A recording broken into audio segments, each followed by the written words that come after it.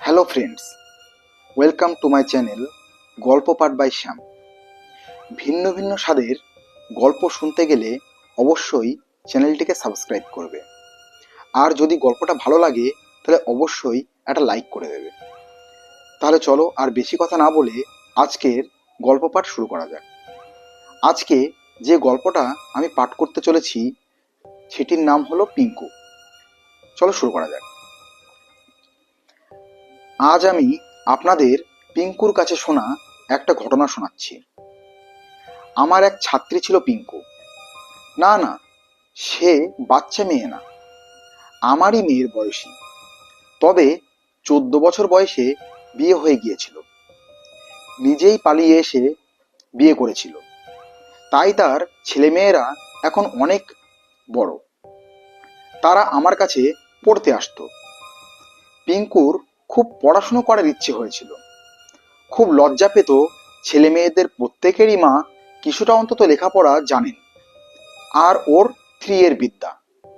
ছোট হয়ে থাকতো মনে মনে।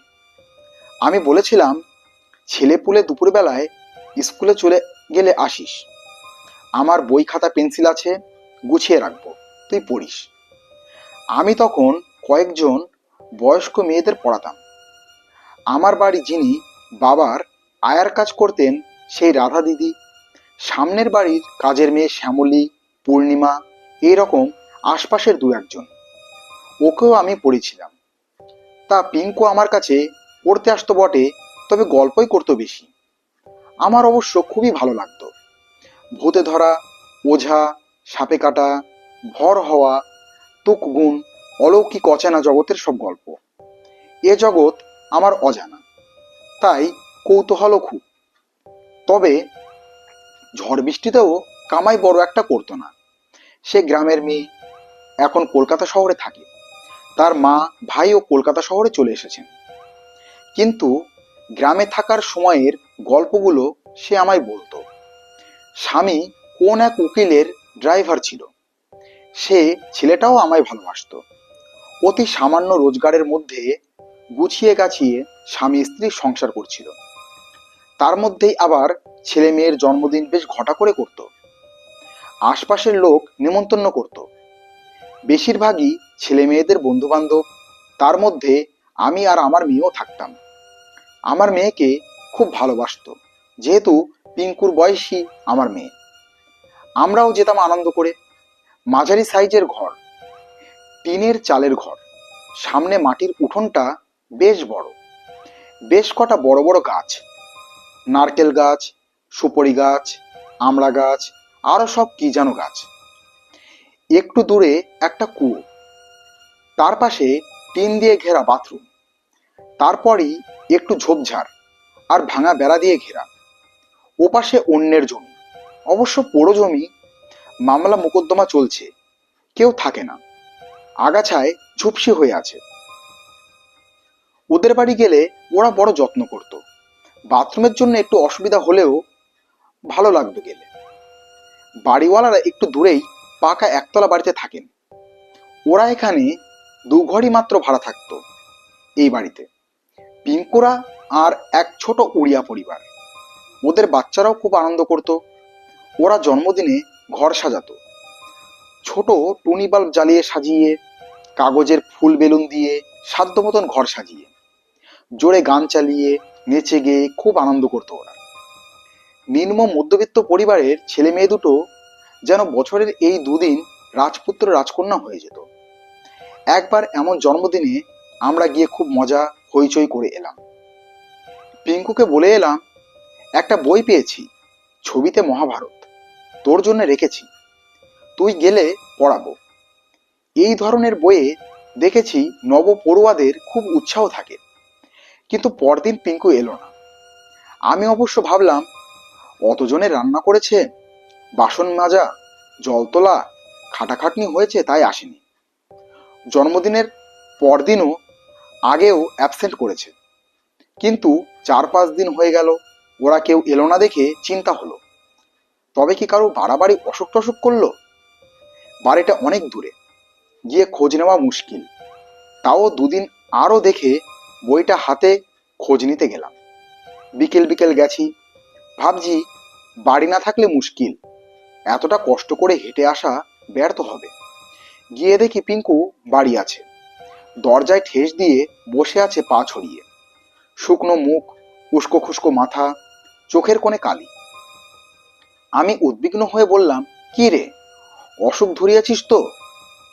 পিঙ্কুর ম্লান মুখে আলো আলো হাসি ফুটল, দুর্বল শরীরে উঠে দাঁড়িয়ে বলল, আমি ঠিক জানি মাসিমা আমার খোঁজ নিতে আসবে। না গো মাসিমা, আমি রোগ ধরাইনি, আমাকে ধরেছে। আমি বললাম, কে ধরলো তোকে শুনি? তোকে ধরে এমন কার সাধ্যি? সে বলল, ভেতরে এসো। আমি ওর ঘরের ভেতরে ঢুকলাম। মাটিতে সে মাদুর বিছিয়ে দিল। আমি বসে বলি, বলতো কি হয়েছে মা, ডাক্তার দেখিয়েছিস? ছেলে মেয়ে দুটো ঘরে এসেছিল খেলতে খেলতে কি একটা নিতে। মেয়ে বলল, মার কি হয়েছে জানো দিদা, খুব জ্বর, অজ্ঞান হয়ে গিয়েছিল তো। ওর মা ইশারা করে বলল, যা তোরা খেলতে যা, আমি কথা বলছি মাসিমার সঙ্গে। তারপর পিঙ্কু বলল, মাসিমা, জানোই তো আমার একার সংসার, এক হাতে সব সামলিয়ে পরদিনটা যেতে পারবো নাই ভেবেছিলাম। তা সব ঠিকঠাক গোছগাছ হয়ে গিয়েছিল, অনেক খাবার বেঁচেছিল, পরদিন আর রান্নাবান্না করতে হয়নি। তোমার জামাই কাজে চলে গেল, ওর আবার এক্সট্রা ডিউটি ছিল, এয়ারপোর্টে যেতে হবে গাড়ি নিয়ে, আসতে রাত হবে। পাশের ঘরের বউটা দেশের বাড়ি চলে গিয়েছিল দুপুরেই। বাড়িঘর পরিষ্কার করলাম, উঠোন পরিষ্কার করলাম, ভালোই ছিলাম। পরদিন যাব, তুমি বলেছ নতুন বইয়ের কথা। আমার তো মনে মনে লোভ আসছে। তা সেদিন বসে আছি সন্ধ্যাবেলা, ভাবলাম গরম লাগছে, উঠোনে এসে বসি। আগের দিন হুল্লোড় করে ক্লান্ত বাচ্চা দুটো ঘরে ঘুমিয়ে পড়েছিল। আমি পরিষ্কার উঠোনে ওধারে ওই উঁচু জায়গাটায় বসে রেডিওতে গান শুনছিলাম আস্তে করে। ওখান থেকে ঘরের দৌড়টাও দেখতে পাচ্ছি, ছেলে মেয়ে উঠলে দেখতে পাবো। হঠাৎ রেডিওটা বন্ধ হয়ে গেল। অনেক নাড়াচাড়া করেও চড়থাপ্পড় মেরেও ঠিক হলো না। বাইরেটা বেশ আরাম আরাম ঠান্ডা ছিল, কিন্তু হঠাৎই যেন খুব গরম হতে লাগলো। কেমন একটা দম ধরা ভাব, আমার কেমন অস্বস্তি হতে লাগলো। এই সময় পিঙ্কু একটু থামলো, যেন একটু শিউরে উঠল। তারপর গলা নামিয়ে বলল, এমন সময় দেখি পিছনে খচমচ শব্দ হচ্ছে, বেশ জোরে, ইঁদুর ছুঁচো সাপখোপের মতো নয়। আমি উঠে দাঁড়িয়ে পেছন ফিরে দেখতে গেলাম কিসের এমন শব্দ হচ্ছে। দেখি ঝোপে নয়, গাছপালায় অমন শব্দ উঠেছে। মাসিমা, সে কি বলবো, ঝড় নেই, বাতাস নেই, ভূমিকম্প নেই, অত বড় বড় গাছগুলো পাগলের মতো দুলছে। ঠিক দুলছে না, কেউ যেন ধরে ঝাঁকাচ্ছে। বিশাল একপাল বাদর এসে যদি সব গাছে উঠে তাণ্ডব করে তবে হয়তো এমন হতে পারে। এখানে বাদর আসে কই? আর এই রাতে তো হনুমান বাদরও আসে না। আমার কেমন ভয় ভয় করলো। রাস্তার আলোটা হঠাৎই নিভে গেল। আমি ভয়ে ভয়ে গাছের দিকে তাকিয়ে বোঝার চেষ্টা করলাম ব্যাপারটা কি। চাঁদের আলো ছিল, আর তখনই নারকেল গাছটার থেকে সরসর করে কি যেন একটা নেমে আসতে লাগলো। আমি ভয়ে পিছিয়ে ঘরের দৌড়ে প্রায় ছুটে চলে এলাম। মাসিমা গো, গাছ থেকে নিচে মাথা উপরে পা দিয়ে গাছটাকে জড়িয়ে শাঁসা করে নেমে এলো একটা মানুষ। কালো, খুব বেটে, লেংটি মতন পড়া, ন্যাড়া মাথাটা সজোরে এসে পড়লো মাটিতে, আর আমি ভয়ে চেঁচিয়ে উঠলাম। তার কিন্তু কিছুই হলো না। সে জিনিসটা পা শূন্যে তুলে হাত দুটো দিয়ে তরবর করে হেঁটে ওই বেড়া গলে ওপারে চলে গেল গো। বলতে বলতে পিঙ্কুর গলা কেঁপে উঠল, কান্না কান্না হয়ে গেল। আমি আছাড় খেয়ে পড়লাম। তারপর আর কিছুই মনে নেই গো। সেই সন্ধ্যাবেলা আধো অন্ধকার ঘরে বসে পিঙ্কুর মুখে সেই কথা শুনে, ওর বলার ভঙ্গিতে আমারও যেন শরীরে কাঁপুনি ধরল।